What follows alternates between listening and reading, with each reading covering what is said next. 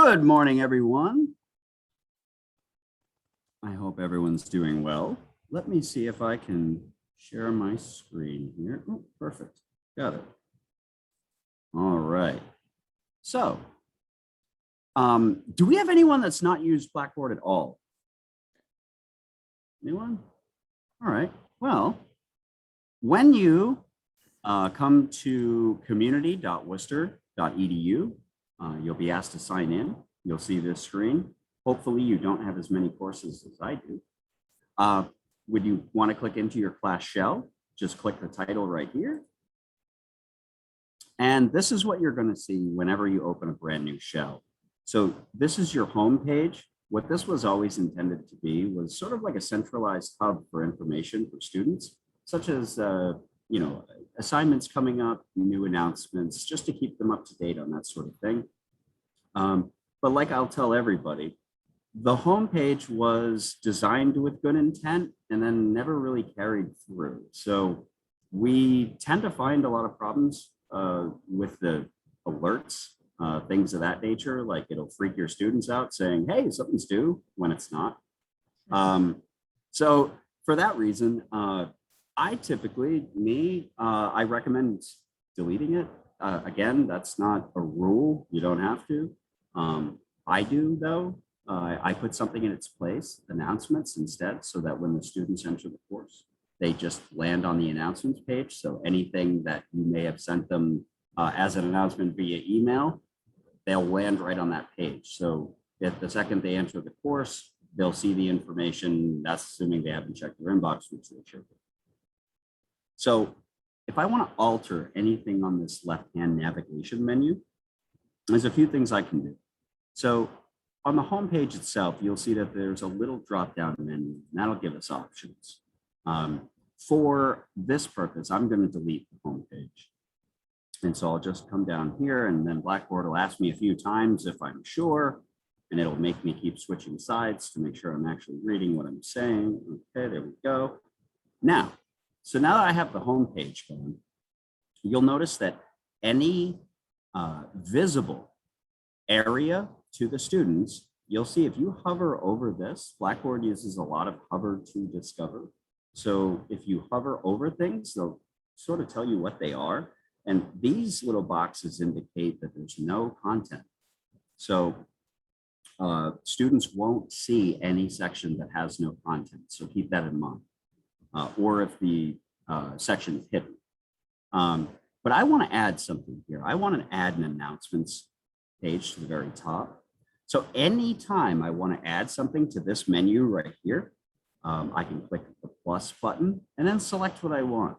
So in this particular instance, the announcements panel is a tool. So I'm going to say tooling, and you'll see that I can actually add any of Blackboard's tools directly onto the menu. Zoom being one of them, which has been popular as of late. But I'll go ahead and I'll say announcements. And looks like I've called it that before. And now, so if you're building for the future, you'll always see these options available here. So you'll see, type available to users or not. Whereas this is something I'm going to put up and I don't mind them seeing it right now. I'll go ahead and select available to users. Then I'll click submit. And I want you to notice something. So whenever we change this, what ends up happening is, when we add something rather, what ends up happening is it sort of disappears. And by that, I mean, it's here in the menu, but when you first create it, it drops it to the bottom and matches the background color. Very annoying. However, it's also easily fixed. Whenever we move announcements, that will be, it will show up, sorry. So if I were to say drag this, I can move this by using my mouse, going over to the left to this yellow side till I get the four-headed arrow. I click and drag to the very top. Now that's available and it's a tool. So that'll be my course entry point. So that means when I'm out here and I say like, oh, okay, I want to go into this course. What is the first thing I will see? Announcements, because it's at the top. So going with that theme, if we come down here, you'll see customization and then teaching style. So what's kind of neat about this is it allows you to customize your course in lots of different ways. So, and one of those, like I've been discussing, is the course entry point. So if you had something at the very, very top, but you didn't want them to necessarily land there, you can change that here. And anything that's available to the students will show up here. However, if it's not, it won't show. You'll notice I have no content in information or content, these content areas. So they don't show up as an option for the students to land with. A little further down, course theme. So these are just, little out of the box themes that you can add. Lots of topics, lots of colors. So you can choose that here. I'm going to pause you right here, Dave. Sure, go ahead. So right now, Dave is talking about how you can customize your course color to give it kind of like the wallpaper to make it feel like your own course. In addition to this menu right here, there's also a quick access that you can use at the top of your Blackboard page. And it kind of looks like a painting fan deck right next to edit mode on. So if you click that, you can change the course theme right there. Mm-hmm. So this is a great idea if you're managing 2 or more sections of the same course. If you color code them, you can quickly see which of those sections you're in without having to read the title. And then this is where Molly chimes in about color blindness and color blindness. That's one thing for accessibility, but we'll get into that next week, I believe. But the other thing too is I've also developed 3 templates for Blackboard. If anyone wants to use a pre-made template to import into their shell, they could do that. Just let me know. I can send you the samples and you could take a peek and see if you like any of them. So she saved you some of the work. Yeah, you can always delete something if you don't like it. Yep. Okay, so going back to here, themes. Oh, okay, so here, menu style. So basically what this is how this menu here will appear to the students. So if I were to change this to say buttons, let's see, you can change all sorts of colors. I'll say blue 5 looks good. Okay, so we come up here. Now that's my menu. Click submit. And now my buttons have changed. I'll go back to teaching style. Let's see. Oh, banner. So if you have something, something we see quite often is instructors may put the cover of their textbook as a JPEG image in the course. It helps them and their students kind of keep track of which course they're in along the same lines with the whole color thing, like Steve was saying. And it does give you a suggested size here for the actual image. It's pretty small. We find that the larger the image, the more the student will have to scroll down before they reach actual content. So there's a happy medium. But if you have any trouble with banners or anything like that, we can certainly help you. Yes, Molly. Going with banners, if you're going to take an image from the web internet, yes, copyright, you have to always consider copyright. So if you want to put a banner, you can't go wrong with even just Worcester State's logo. Yeah. So very cool. All right, so let's go back over here. So I changed how this looks a little bit, but I think everyone can still see it. So moving on, if I want to change these, so let's just say that information and content, every blank shell comes with those 2 content areas. And what I mean by content area is a place where you can add things for your students to interact with. So for example, information, and these are left purposely ambiguous. Information, let's just say I wanted to change, the name of that. all of my options to change individual items are located in this drop-down menu to the right. And I can say, for example, rename, and then I can put in syllabus with the green little check mark. And so now that's changed the name of that item. You can go down through the whole list and you can hide them. So if you're always building something for the future, you can hide whole content areas or whole group sections, tools, all that stuff. So actually moving on to building content. Adding things for students to see. There's definitely more than one way to do it. Here's how I recommend it, is hover over build content and then click item. And we could name this, yeah, sure, syllabus, right? So in here, you do have the option to add text, embed video, all that sort of thing. Right here, you can also attach, like Can you say a pause for a second? PDF. Yeah, sure. Let's go back up to the text editor. Yep. When you first use Blackboard, you may Oh, have these yes. 3 lines. The first time you use Blackboard, you're probably only going to see these limited options. Yep. I always recommend clicking those 2 down-facing arrows. You only have to do it once. It's going to give you the expanded text editor. And that's why It I opens up forgot. a world of possibilities. It makes this content item turn into the Swiss Army knife of Blackboard. Yeah, You can do everything with this. you can. Absolutely. Whether it's attach, embed, just type a simple note. It is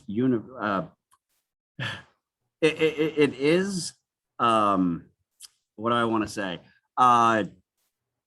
It's got a lot of features you can use with it, but you kind of have to know how with the text editor and Blackboard. And what I mean by that is sometimes formatting, like if you take something from Microsoft Word and you paste it in there, it could turn into a nightmare as far as like bullets and all that stuff's concerned. But you could always attach something if anything came out funky and you didn't like it, or you could reach out to us and we can see if we could figure it out.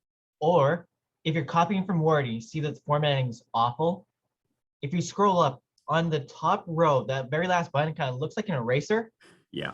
If you click that, it strips the formatting and lets you start from like reformat it how you want in Blackboard. Yeah, it'll start from scratch. Other Yeah. tools that I do want to touch upon really quickly, Sure. mashups. If you have YouTube videos that you want to share with your students, there's a YouTube video mashup right here. So you can embed it in that box and then add text for context, or even tell students to pay attention to a specific part of the video. Move. There we go. I'll select that one. Oh, so this is important whenever adding mashups. So you can call it whatever you'd like. Some of the things that it's going to ask you, thumbnail, embedded video. I typically stick to thumbnail, but it's completely up to you. Here's where I do make a change. So it says show YouTube URL. No, that's the way that's defaulted. I always put it on yes. And the reason is if for some reason that link between YouTube and Blackboard breaks, they'll still have the raw link. So they can go, separately and see it in a different tab. This right here, this is completely optional for you. It probably depends on the video, but show YouTube information. That's usually just the name of the account that uploaded the video, how long the video is, metadata, that sort of thing. I usually hide that, but again, that's entirely up to you. So if I submit that, I've just put a video in here with a separate link. So if for some reason this embedded player doesn't work, they still have access to the link. Okay, attaching file. Okay, there we go. So this is a screen you're going to see a lot in Blackboard. It's got many variations, but it's basically the same. When do you want the item available? That's really what it is. So if I'm building for the future, I could say no, I don't want it available right now, and I would have to come back here and manually turn it back to yes, or I can set up a timer. It's important to keep in mind, this throws people for a loop, and I get why. if I click no here, so if I don't want viewers to view this content and I click no, it'll still allow me to set a timer, but then the timer won't do anything. And the reason it won't do anything is because it's looking for this trigger. This has to be yes, even if you don't show it now. If you plan to show it at any time, that has to be yes. And then after that, you can add when it comes up and goes down by itself. I'll go ahead and click submit. And so it's a very strange syllabus. Don't judge. I've been working on it. But there it is. So that's just an example of adding content. So again, I happen to use a mashup on that one. But if I wanted to, it really reminds me of a lot like an email, because it's just got your subject, your body here, and then you can add an attachment and click submit. I mean, I go through every little option, but for you, it'll likely be pretty fast. Assessments. So giving assignments. We find a lot of faculty struggle because if they don't have some sort of central place for students to put their assignments, they're being constantly emailed and trying to keep track of which section and who's what, and it becomes difficult. So for that reason, you can hover over assessments here and you can click assignment. And so I'll say homework. Oh, look at that. I've done that before too. Okay. So instructions, anything you want them to do here. There we go. Again, you can add anything. Due date. So the purpose of this is to mark for yourself and for the students a due date for an assignment. So when a student submits an assignment, it's time-stamped to let you know when exactly they submitted it. If it's past this date and you allow it, it will say highlighted in bold like it is right here. Under their submission, it will say it was late. So if your policy is something to the effect of, on time gets 100%, you lose 10 points every day after, then you can get an idea of exactly when they submit. So we got that. Okay, so whenever you create an assignment or an assessment in general, whether that's a assignment or a test or something of that nature, it's always going to create a column in the grade center because the system knows that the students are being assessed. So all we really have to do, it's going to make the column for us. We just have to put in the amount of points possible. So for some simplicity, I'll just say 200. Now, let me go through a couple of these options here. Oh, and you can add a rubric, whether you have an existing one or you enjoy pain and you'd like to make it in Blackboard, you can do that and add that here. So submission details. This by default will set it up for an individual. So in other words, one student, one submission. However, if you decide to make groups, you could also do group submissions. I don't have any in the course, so it's going to yell at me. But if I created groups, I could just assign it to a single group. And there's portfolios as well. We could get into that another time. That's a whole different thing, I assure you. So I'll say individual submission. And then this is how many attempts they get. And when I say attempts, the system refers to an attempt as when the student clicks on the assignment and clicks submit. So if they made a mistake, it still counts as their submittal. So you'd have to reset it if they accidentally selected the wrong attachment or something of that nature. But another option you have is simply to allow unlimited attempts, which can be good or bad, because some people like to click the button 30 times and that'll allow it. But then you get multiple attempts. And this is something I have seen. It's a bit of a cheat, but I like it. So multiple attempts, 2. And so if you set it this way, and then you set how you want it to be graded, technically I've seen people say you have 1 chance, even though behind the scenes they're doing this. So that way, when somebody says, oh, professor, I'm so sorry, I clicked the wrong thing, or I did the you can just email them back and go, yeah, I cleared it. Go ahead, try it again. You know what I mean? So that's completely up to you. You can use it as single and come back here and change it as well. So plagiarism tools. Safe Assign. Safe Assign is an online database of submitted papers. It cross-references the internet for originality, and it generates a score. So if you decide to use this, the question I get all the time is, what's an acceptable number? What's a typical score? And unfortunately, the answer is there isn't one. You're going to want to look for inside of your class, sort of where that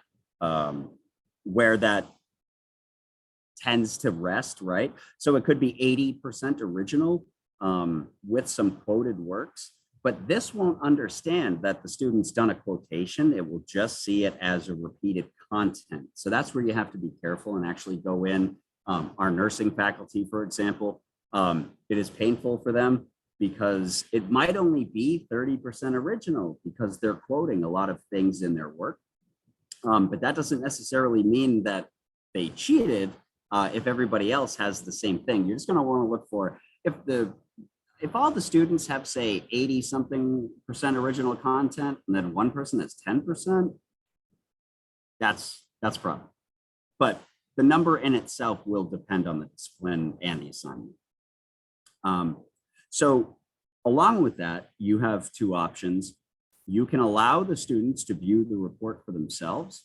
I see no issue with that. That's entirely up to you, but it does provide a bit of transparency for the student so they can see for themselves what the system has said they copied and where it's copied from.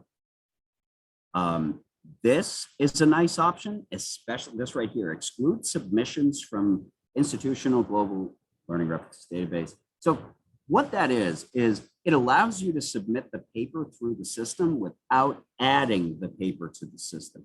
Where that's especially useful is drafts. So if you were to say use Safe Assign and you had a first draft, if you didn't click that button on their final draft, it'll say the whole thing was just about plagiarized because it's looking at their first submission, if that makes sense. I also want to jump in because Dave, Molly, and myself are actually working with a class now, which is like a precursor for the capstone, where students have to write the first 3 chapters of their thesis in one class and then finish off another. Yeah. In situations like that, you really want to exclude the submissions. Otherwise, when they submit their final thesis in the second class, it's going to look like they plagiarized like 30% of the paper. Yep. So excellent point. Really, really important to think forward when selecting these options. Right. So Yeah, once it's in the database, we can't really pull it out. Also, feel free to use this if you don't wish to submit your student papers to the database. That's, again, entirely up to you. But it will, if you select this, it will tell them that their paper will be submitted to check and all that kind of stuff. That's why even checking this thing for Safe Assign scares away 95% of the cheaters to begin with. So it serves as a nice little barrier. Check this stuff. And then this real quick, grading options, anonymous grading. So what that'll do is hide the student's name from you in case you feel you may have a bias or something like that. You can be sure that no matter whose paper it is, as long as they didn't put their name on it, you're grading it evenly. And then there's also delegated grading. None of us are blessed enough for TAs, so that's a tough thing. We don't use it very much, but you could delegate someone to grade for you. And then, of course, display of grades. So this is how this grade will appear when we go to the grade center. I typically leave this alone, but there are tons of options here for percentages, letter. You can set the fences for the letter grades and all that stuff. Yep, including grade center calculations. We could uncheck that if we wanted, like say you gave them an assignment and it was just, for their own benefit, but not part of the grade. You could always uncheck that. It'll still make a column in the grade center, but if you had some sort of a running total, it won't affect it. And then this right here, we see this all the time. Again, I'll give you the warning about the make available. So we're going to want that checked, even if we are opening it up for the future. And for this one, just for fun, I'll say, yeah, it'll open up next week on the 23rd, and it'll come down. These did end of day, 11:59 p.m. For this one, I could do the beginning of day, night, perfect. Down here, track number of views. So you can absolutely add that, but it's been my experience that it doesn't count individual or unique clicks. So if I'm a student and I click on this assignment 8 times, it's going to show you that it was clicked on 8 times, not how many people clicked on it. So just be careful of that. And then I will go ahead and click submit. And you'll see it's not available yet. It tells us when it will be available. And notice, compared to this right here, this icon is just a little ghosted out. You see how it's just a little bit not there? So that means that it's hidden from the students and not available. But if you have it set on a timer, it will tell you when it is going to be. Okay. Perfect. Questions? Now's a good time.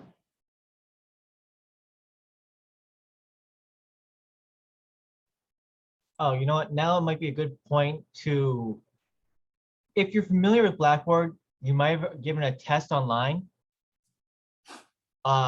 Just as a couple weeks ago, the option for tests has moved over to tools. So if you're looking for it in the fall, it's under It changed tools. position.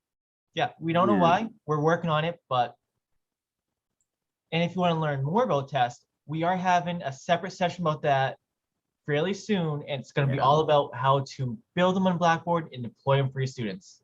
Yeah, exams are just- their whole thing. Yeah. Just for clarification, we don't move things around on Blackboard just to mess with people. This happens all on its own. It messes Yeah, with us. that's something that Blackboard can't explain why it's there yet, but you know, they're working on it too. Yeah, let's go around and move stuff. So syllabus content. Like I said, you can rename any of these assignments. David, is there any software that will grade the papers for us? No, unfortunately not. Sorry. I know, Mark. Sorry to let you down. Yeah, we're not there yet. I guess for job security purposes, that's good, right? But yeah, no, you're still very much needed. Sorry. Nice try though. That was good. Yeah, it was smooth. Good one. Oh, something I wanted to touch on as well. So you'll notice that you have things inside of here. And as I was just showing you things, I put 2 different types of things in this one content area. I put technically a link, right? But that could be a syllabus. But I also did homework, which is an assignment. So you'd probably want those in 2 different places. I'll yield to Molly on that. But one of the things I did want to show you is if you ever wanted to reorder these, in other words, if I wanted homework to be at the top in this particular example. So a couple ways to do it. Then I'm going to show you some traps so that when it happens to you, you'll go, oh yeah, that guy talked about that. So if I come over here and I get that 4-headed arrow, whenever I see that in Blackboard, that means I can click and drag and move something. So I'm going to move this to the top, let it go. Now it's on top. Beautiful. What you might have happen though, is that if you try to move something down, this thing could just keep going all the way. As you can see, it's breaking the page. It just keeps going. It's all sorts of, yeah, moving down is usually the problem. What I recommend people do instead of clicking and dragging is right up here in the top right, there's this reorder button. So if I click on that, I can just click on a topic. Even if I had 100 of these, they would show up in the list and I could just move it where I want it, click submit. It'll tell me the reordering's been done, and you can do that at any time. Oh, I thought of one other little thing that's kind of like a little trap. Yeah, sure. You ready? Blackboard's full. Sometimes if you're, yeah, I know. But sometimes if you change different screens, or if you're on a mobile device, say an iPad or something, Oh, yes. suddenly your whole navigation pane disappears. It's like, what? Thank you, Where Molly. did it go? Yeah, Well, so that, and yeah, that's very important. Because sometimes if you're on, as I discovered, if IT doesn't like you very much and they only give you a 13-inch screen, then you may have, when you open this page, sometimes if your browser is not maximized, the page could read it as you're looking at it on a mobile device, even though you're not. And when you look at it on a mobile device or a tablet, it hides this menu trying to be helpful and get it out of your way. The problem is that most of the time you need the things in that menu. So whether on your phone, on your mobile device, you want to take your hand and click on the very left-hand side. Otherwise, you can use the mouse, hover over, and you'll see an arrow that comes in or out. So if you ever see that your menu is gone, that's probably what it is. It's probably just hidden from you. it happens to students as well. Just It so does. they'll panic and say, oh, I can't find any of my Why did you material." take It's- everything down? It's there. Yeah.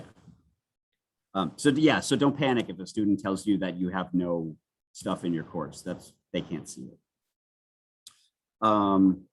Oh, actually, Yeah, I wonder if it's a good time to talk about edit mode or student preview mode, sure. because as they were just saying, sometimes your students might come up to you, hey, I don't see anything in the course, everything's missing. For instance, they may not see homework because it's not available until August 23rd. As an instructor, there are two ways for you to check to see what the students see. The first is edit mode. By default, it should be on if you're an instructor. And if it's off, you're not only going to see, you can't see anything that's missing, and you also can't build content. You're going to see there's no plus button on the top left menu, and there's no build content, Across the top. assessments, anything like that. If you notice that's missing, check the top right and ensure edit mode is on. Additionally, there's a little known secret, which is a huge, huge lifesaver. Student preview mode. If you enter that student preview mode, Blackboard will actually create a temporary student account for you, so you can only see and access what the students do. This is fantastic for troubleshooting things like your content and your grade center. Because this is a separate account, you can actually submit work that shows up in the grade center that you can then, as your instructor account, grade. If So you can ever practice feel on like- yourself. Yeah. Exactly. If you ever need a guinea pig in your course, there's nobody better than yourself. Yeah. Or us. So if you ever have questions or if you need someone to experiment on, we're available for that sort of thing. Yep. So as you I'll can go see, ahead when and you're in answer. preview mode, you get the big bar. And if you leave, you should get this prompt asking you what you want to do. If you are doing this for any testing purposes, testing grade center, or anything like that, please keep the preview user in all data. If you delete it, all the work that you try to attempt will also be removed, and it defeats the purpose. Yep. But if you did nothing, if you didn't submit anything and you're just looking to get out of there real quick, it'll default to delete. And in which case I didn't enter anything in this particular session, so I'm okay with just hitting on delete. Yep, so my little cheat is whenever I want to see what the students see, I poke the eye in the top right. Poke the eye. I like it.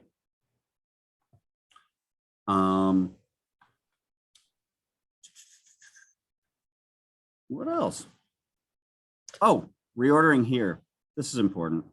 If you get that same problem with your content, you might with this as well.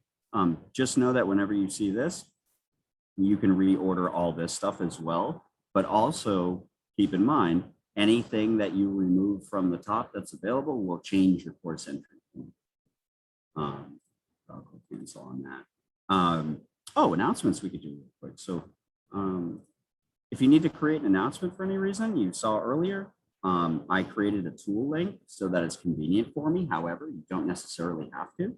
If you click on tools, this will give you all the course tools.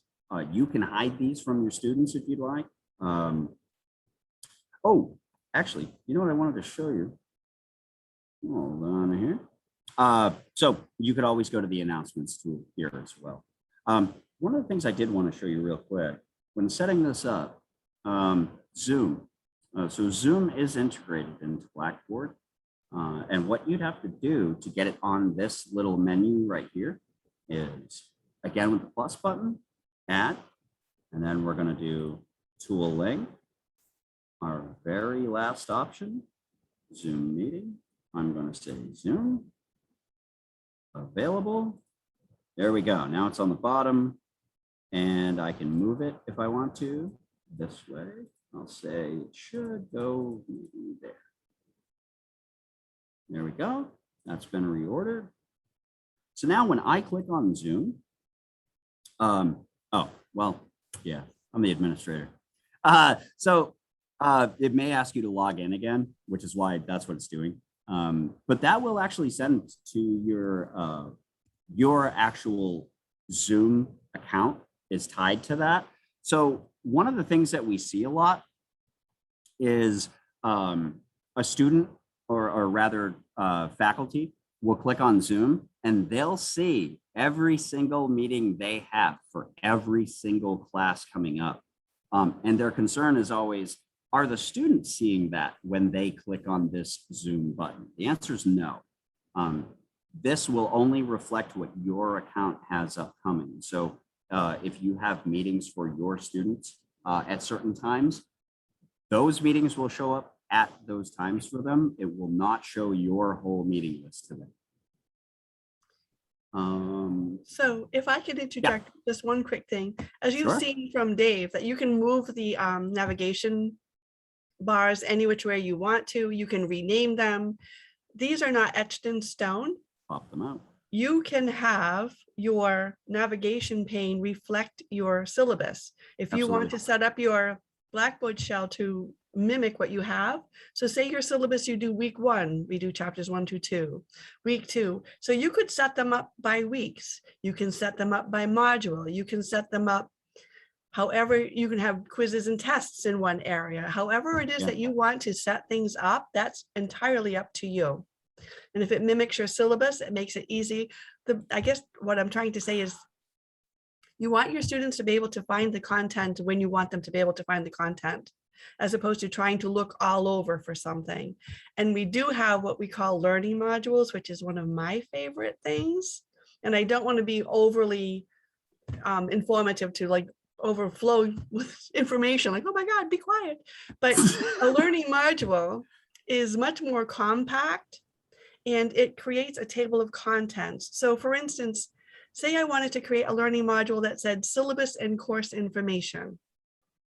So under there, I would have my syllabus, I would have my attendance policy, I would have my discussion board rubrics, whatever I need to have, all in one place. And then you just hit enter. Also, I would like it to be not sequential, but I want to see the table of contents. I can't see, sorry. Oh, that's down here. Yeah. Yep. And I want to have a table of contents. And But you can make it sequential so that they can't You move can. forward without, You a can. lot like adaptive release, but yep. Exactly. Yeah. They have to go in order, but I don't really care for this. So we'll just do, I don't care, Roman numerals or numbers, it doesn't matter. Okay. And then submit. So it looks like I don't know if anyone remembers the old trapper keepers that the kids used to have. I know my kids had trapper keepers, and that's what it looks like, a big binder with tabs. So you would have to click on it to create your next content That's area. when you build it out. Right, so we'll say an item. And here I just want to put a syllabus. And you don't have to be picky, because I'm just going to create 2 items. Okay. Sorry. No, that's okay. Hold on 1 second. Bear with me. I want to make sure. Hold on. I want to get a good. Oh, I actually have a syllabus. and I'm not going to elaborate a whole lot on this. The other thing I do want to mention is that Emily and I had worked during the whole emergency online. We developed a CTL toolkit, a teaching toolkit. And it has everything for creating online courses, syllabus, rubrics. It has so many different things that if you'd like, on the attendance, I can put anyone who's here who wants to have access, I can put you in there, but it's all with learning modules as well, and Blackboard tutorials. Okay, so if you hit submit, Alrighty. did you find one? Well, you did. Oh, I nice. did, yeah. Okay, so let's build one more thing and we'll just call it Sure. rubric. We don't actually have to put anything in. Yeah, yeah. I just want to show them how it looks like for the student to see it. So not only I is have it to- here, but then they have a table of contents. So if I had 6 items under week 1, Hold on. that's Week okay. one. Here we go. And they I'm a click student in. now. Yes. And And so then now here's the my- student can go wherever they need to be right there. It's that simple for them. So depending on how your syllabus is set up, you can do it Make by it pretty module. easy. Yeah. Anyhow, And just- like I showed in the options, you can force it to be sequential. So, you know, if it's something that they can't really jump ahead on, you can enforce that in the settings. Molly and Dave, Yes. can I share my screen for a moment? If you want, and I can show exactly what Molly described. Oh, yes. Yeah, you actually about have the great modules examples of and that. weeks. And it's Yeah. just another option for folks to see Blackboard shells. So this is my course for the fall. Woo! So I just want to say that Wow. I've been I to know. Blackboard for however long Worcester State has had it. So, and I've been here about 20 years. But I only learned about the learning modules March 2020. Thanks, Molly. And I also learned about dividers. So these dividing lines. Oh, yeah, also, that's- which I didn't know. Or maybe I knew they existed, but I never used them. So I'm just going to click into week 3. And then you can see my learning modules. Yeah, that's So- nice. So and you can see week 3 is in progress for assignment number 2.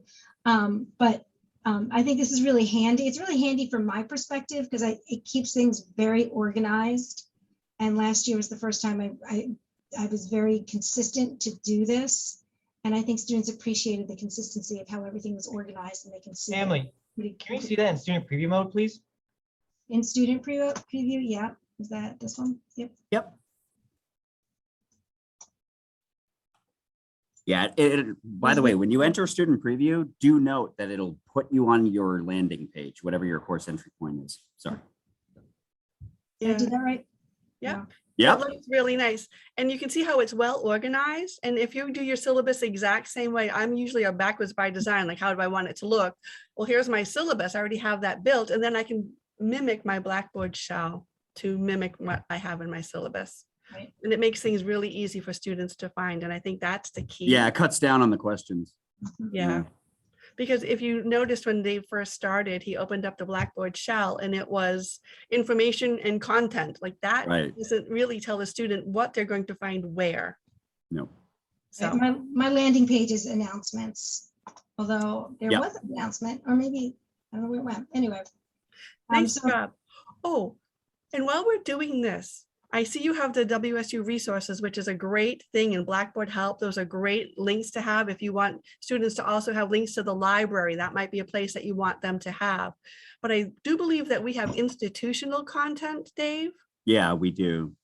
that, do you want to, Emily can show them where oh, there's her resources. It's because she's in student preview and she Oh, needs that's the right. control panel. But yeah, an academic calendar, that's another wonderful thing for students to have. Nice job. But there's also things that I think they want faculty to put on their syllabus. Is that what it is? Recommendations. Recommendations. Yeah. So that is. That's why you didn't see it, Emily. Look at your announcement. It says item is not available. So when Oh, I you know, were a right, student, right. Did I set it to start on a particular date? Oh, Yes. yeah. Yep. It'll come out Tomorrow. tomorrow. so it's working. Nice. I So, forget when I set things up in advance, right? Yeah, So- but that's okay. The system doesn't forget. so Emily, if you scroll down to the course management section, Mhm. under content collection, is that where it is, Dave? Oh, he left me. Yes. Oh. And then or institution. Yep. There it is. Yeah, there are links there that are recommendations to have on your syllabus. And this looks like from January 2021. Yeah, so it may have to be updated. updated. Yeah, so that's the last yeah, version I got from, from Hank. yeah, Yeah, yeah. but anyway, it's there. It's just, it needs to be updated. But anyway, that's Or all I not, had I to have say. to find out if it does or not, but but yeah, that's- it's there. All I had to say about learning modules. I just think that it makes it much more easy and convenient for students to find their information. Well, and faculty as well, because if the students can find their stuff, it makes faculty life a lot easier too. And again, this was a Yeah. quick overview. So if you need any assistance, just reach out to us. Yeah, questions, all that sort of stuff. Let's, yeah. Can I add Emily. one? It's not a question, it's a comment. Sure. I assume that everyone who's in this session right now has various, levels of experience and comfort with using Blackboard or other learning management systems. Oh, I've been using it a long time. It still makes me pretty uncomfortable. Right. And then that's what I was going to say. But like I've said, I've been using it since Worcester State started using Blackboard. And there's always something new that I learn. Always something, even like sitting here eavesdropping, I'm learning, to learn something. And it takes a while. It And does. so don't panic, get the basic information into the shell, whatever you need, and then you can tweak it as you go. And you're not alone. and Please let us know if you need help. And I will also admit that my course is all set up and ready to go because I copied it from last fall. I was just And going I, to and a say that. modified date. So I have a lot of the structure. I spent a lot of time doing it last year to get it the way it looks currently. And then I copied it and modified. So, baby steps. Yeah. I was just going to say the same thing. The other good thing about copying it from last year is if you had a weighted grade center where you 20% for this and 5% for that, when you get that all set up once and you export it and import it to the next semester or the next time that you're teaching it, it keeps your grade center weighted columns the same unless you change them in your course. But Louis, you got a comment? Yeah, hi, Luis. Oh, Louis, sorry. Yeah, it's all right. Yeah, that looks, Emily, that the module thing looks great. But I wanted to ask you that you said you've been working on it for a while. It takes a lot of upfront work, right? Because the modules, It's a front loaded it investment. takes some time. Just as a heads up to people that maybe haven't used the modules. If you're going to build out a 15-week schedule like that with modules, it's work. time intensive. It is. No At question least about I it. feel. How did you I feel would- about that? But I would say start small. I mean, if you wanted to just do a module for your syllabus and course info, start That's there. what I've done. Yeah, that's Yeah. what I've done. And Yeah. it took a while. I'd love Yeah. to get it to where Emily has it. That looks amazing. It's It's a time. work in progress. Yeah. Yeah, Exactly. Luis, like you So- said, it's time. it takes some time. yeah. Yeah. So if you're expecting a week before the semester to build out, Oh, it's going to Well, Probably a whole 20 week. 20 years, Louise, 20 Yeah. years. But seriously, it does. It takes a lot of time. And what I did when I did start working with the modules last year, I stayed maybe a week. I stayed 3 weeks ahead at the beginning, and then I was like a week ahead of the students. But you should know, like, you can post content and then you can move it. Yeah. So if you don't get everything into the module organization, you can just get it there and then move it later. Mhm. And don't beat yourself up if it doesn't happen yet. And it's Oh, yeah, teaching. that's the Takes- thing. It's 70% of our time gets devoted to teaching, and we do have other responsibilities. So Yeah. there is a little life hack you can use to make your life even easier in Blackboard. Avoid specific dates whenever possible. Oh, yeah. Oh. Yeah. Like I'm in not your ready. messaging, like, yeah, like you can put in, but he's right. Yeah. Like, say something's due Sunday by midnight instead of saying due Sunday, August.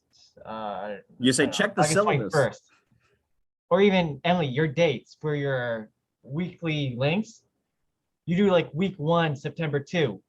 You can even just say week 1 and leave out the date. So when you copy it over either next semester or next year, there's a lot less things you have to update. and that's also a good point. Steve, because remember, I don't know if anyone else was here at Worcester State a couple of years ago and we had no class for like 8 Mondays in a row because of Yeah. snow. Yeah, so. They had to put it on a Wednesday. Yeah. So the Monday was now a Wednesday class or a Thursday class. It was, yeah, so you're right. Best not to put the dates. But even if you wanted to do module 1, module 2, I mean, that's again, Yeah. a generic term. But anyhow. Yeah, and then but those are some pretty good points. Is that this is a front-loaded investment, no question about it. Yeah, Louise is right about that. But the nice thing is, once you do have it, you know, it's always a work in progress. Like I've never met anyone that said I'm done. You know, it just doesn't. You know, they're always making little changes here and there. But it's something you can build out over time. So even if you use it just for a couple things a semester, you know, over time, you can actually build out something really, really nice. One example of that is Mark. He's here today. When Mark started, he was like everybody else. Now his courses are awesome. Mark's done a fantastic job learning this stuff. But I'm sure he'll be the first to tell you it takes time. That it's very touchy. I'll say that. It's touchy. But the other good thing too is, once you've taught your course a few times, I'm sure you go back and you tweak, like, oh, I want to change this article for that article or whatever. You'll know where to find your stuff as opposed to, oh gosh, where did I put that? I have to scroll through all this content area. Like what the But it's heck? nice being able to export your work and Yep. import it again so that you're not rebuilding the wheel and that you can add and make changes on the fly, you know. Yep. So, yeah. Questions, comments? Can I just chime in for 1 second? Yeah. It's a request. You I muted. muted myself. What did somebody else? I was like, I just went deaf. Yeah. I just added to the chat the attendance. So for Oh. those of you new to Worcester State, we take attendance to keep track of how many participants we have at different events, but also at the end of the academic year, we'll send out certificates to attendees. So you have a list of the professional development and the training that you've done. So if you could kindly complete the attendance, I would appreciate that. Thank you. And I have Eliza and Kathleen who want to be added to the CTL toolkit. I will definitely add you in.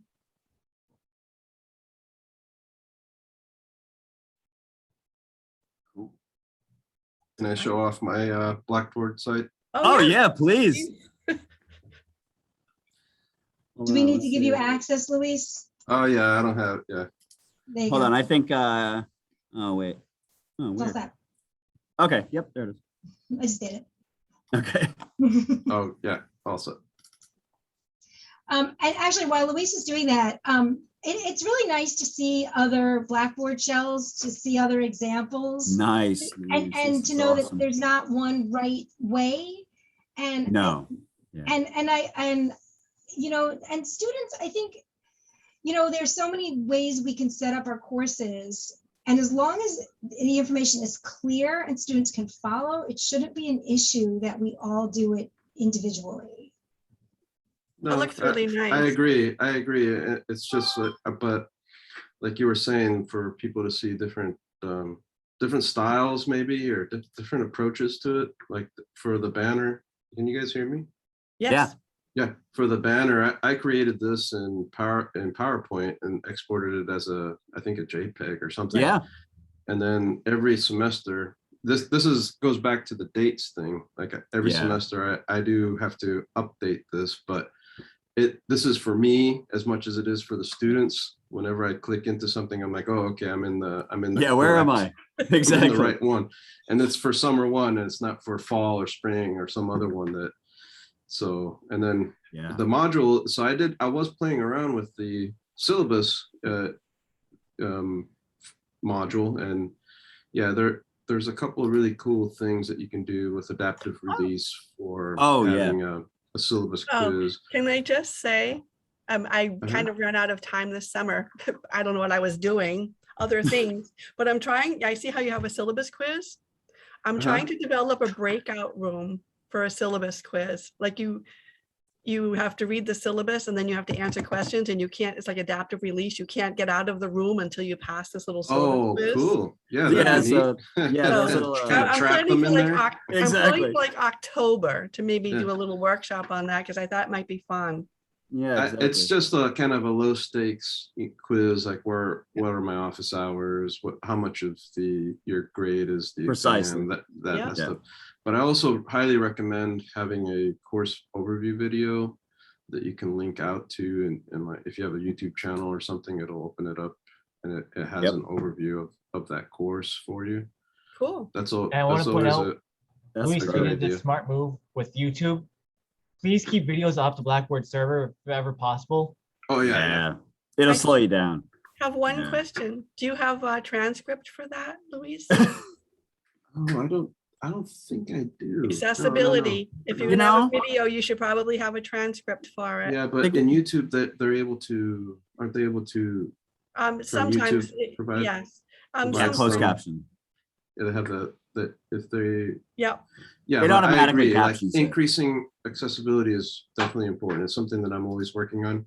Yep. And, but yeah, Cool. any That looks little great. thing, like for my week folders, Wow. I think Rosemary had a comment about, oh yeah, the The colors. colors. Yep. She always does.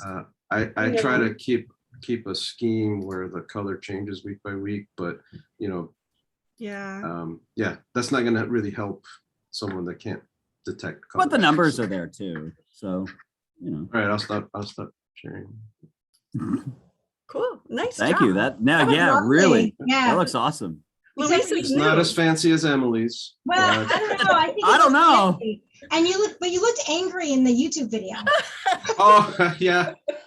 Well, I try to. You gotta let 'em know who's boss Scare right my away. students in the first 10 seconds, and then they quickly realize I'm just an old softie, and they can get away with Okay. anything. So, but It's like Well, try to prison. have You that- got to act tough when you get there. I have to have that front. But Yes. Luis, And the you back, just yeah. started with us last year, right? That's right. Yeah. Yeah, so that's a lot of work in a year. So Well, I mean, I've been teaching before with Blackboard, and Of course. I've also been building it up. But yeah, cool.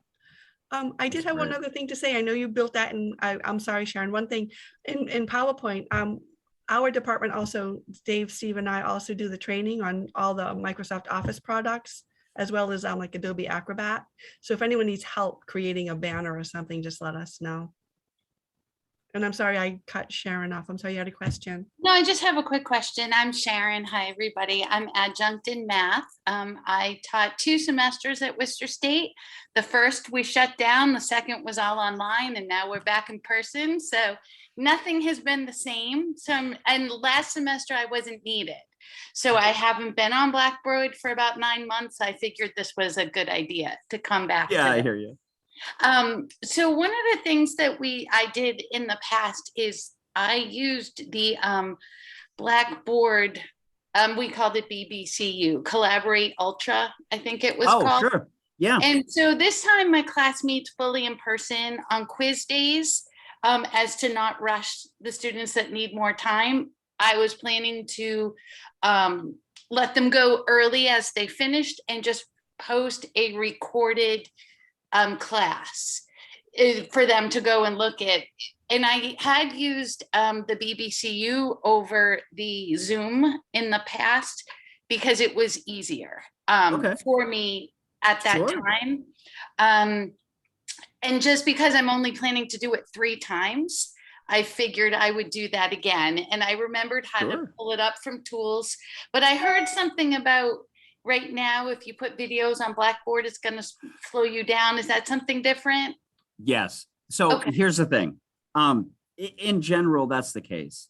You wouldn't want to post like a whole movie, right? Like, 'cause Okay. it'll slow everything down. Whereas you're using a tool that's utilized in the Blackboard system, it's Yeah. not really going to slow you down because it's kind of weird. But it's part of that system. You're not adding to it really. You're just Got it. utilizing what's there. Yeah, it's kind of Blackboard's Okay. nothing. Yeah. Yeah, But I should you'll be clarify. okay. Okay. I found it was easy for the students to find than sending them all over the place. I could just put it there and they could. If it's and I not could broken, label it, Don't you fix know. it. Absolutely. Whatever works for you. No, exactly right. Yeah. And that's why it's there. So by all means use it. Yeah. Yeah. Absolutely. And the tools to write on my PowerPoint just worked very well. So I'll just, for what I need to do, I'm a low-level math class. It's just very simple. I was going to say, everybody's got a different like need, right? And so, yeah, and we totally get that. Okay. Yeah. I just wanted to be sure that was still an option. Absolutely. I'll even help you with it. Yeah, of course. No, it's yeah, you can use whatever you'd like. Yeah. I should have clarified. I meant don't upload videos directly to Blackboard. Got it. If you're not uploading them, say you're just copying the link from Zoom or anything like that, that's perfectly fine. Yeah, it's really weird. But if you have a video like on your computer or your phone that you want to share with your class, we recommend things like uploading to your Google Drive and then sharing that link. I got it. As opposed to uploading like a 2 gigabyte video from a computer, because that won't only slow you down, that can actually slow down the entire system for everybody. Wow. Right. And Yeah. if you wanted to show your VHS, we do have a digitizing service. I know, we I'm do. serious. Yeah, and all joking aside. So yeah, that's the other thing. If people need things digitized, that's something we do as well. So, you know, if you had something that's on, we do the best we can to copy it. It depends, obviously, on the disc, whether it's a CD-ROM or it's a DVD-ROM or if it's just a movie. It all kind of depends. But always ask if you think, you know, that you would benefit from having something digitized. You know, whether that's there's something that you want them to watch, but you don't want to take class time, that sort of thing. We typically have people host videos on their Google Drive because they're unlimited with your school account, so there's no storage cap. So we typically have them upload to Google Drive and share the link onto Blackboard, and that typically works pretty well. But you can upload videos if you want to. We just really wouldn't recommend it. That's all. No, I don't even plan to. I literally will just You're going to my use the computer, give a mini lecture, put the link up, and then let them. You're using a built-in tool. You'll be fine. That's all. Okay, great, perfect. Yeah. Thank you. Awesome. Hi, this is Carol. I have a question. Carol. Yes. Hi. I see on Friday, August 27, you offer Intro to Blackboard. How is that different from today? Well, actually, that's what's funny is a lot of it is similar, but we'll probably go over some other sort of things. We kind of dive, no 2 sessions are the same. And it all depends on the questions and sort of things that we get. So if you do decide to go to that one, the focus might be a little more on, you know, work and procedure versus how things look. Today was a lot of, you know, how things look and where you put things.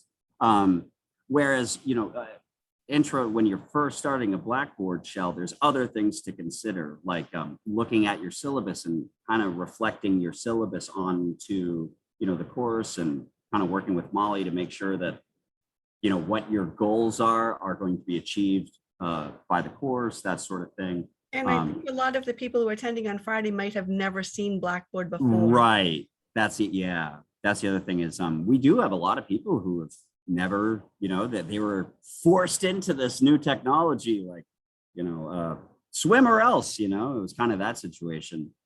Thankfully, we have a lot of good swimmers, but just a little different spin. But again, we welcome you to come. It's never a waste of time. There's always something new that pops up. But certainly if you felt that you would benefit from some sort of one-on-one instruction, or even if you wanted to bounce ideas, we're around. I mean, it's not like we're saying like, you know, this is your only opportunity, nothing like that. Especially if people are trying something that, like, I was trying to put this up on there and I ran into this. Can you, Yeah, or could you be a student and try this and tell me what, you know, it's just kind of nice to have somebody on the other end sometimes. We've been students so many times. Oh yeah, definitely. I've failed a lot. Me too. It's like, don't make me take that test. Yeah, exactly.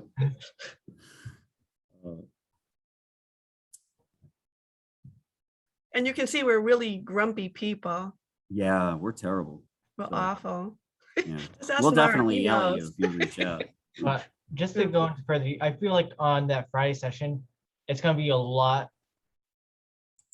more simplified. Also, like we'll actually explain what all the terms are in Blackboard, like the left-hand navigation, Right. actually the course menu, and Yeah, item Well, versus plus item. file, things like, yeah. So a little more of the minutia, you know, like the what you're actually looking at, that sort of thing. But yeah, Blackboard has its own, it's got its own terminology, its own, I mean, it's Vernacular, yeah. yeah, it's just it's really its own thing, and it can be really, really intimidating, and we get that. But you know, we haven't let anyone drown yet, so hopefully we'll get you. It'll be okay. well, there was that one guy. Well, we don't talk about him, Steve. Shh, that was a secret. Yeah, right. But no, It's gonna be with a million other videos. Thank you for coming to our Blackboard training session. Stay tuned for more. Thanks. Bye.